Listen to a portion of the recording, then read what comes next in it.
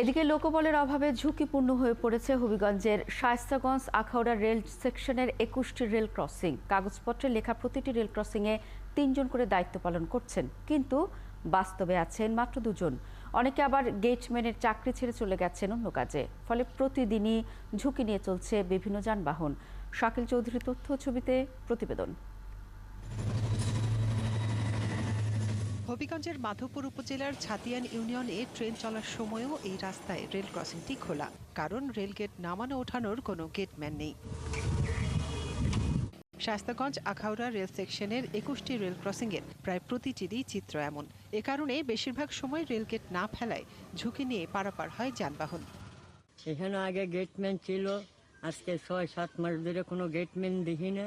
মনে করেন এখানে আমরা এই জায়গাটা ফাঁড়ি দিতে অনেক ভয়ঙ্কর। এখানে মানে তো কোনো লোক নাই, গেটম্যানের মানে কোনো লোক নাই। আমরা এই এলাকার মানুষ চলাচল করতে বড় ঝুঁকিপূর্ণ।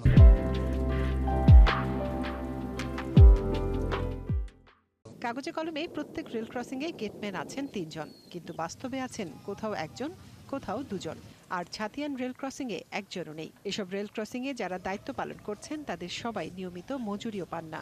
বিগত জানুয়ারি ১ তারিখ থেকে এপ্রিলের ২০ তারিখ পর্যন্ত আমরা ২ জনের ডিউটি করতেছি। ৮ ঘন্টা থেকে ১২ ঘন্টা করে ডিউটি করতেছি। এই ৩৫ নম্বর গেটে ২ জন করে ডিউটি করতেছি বিগত ৪ বছর ধরে ১২ ঘন্টা করে।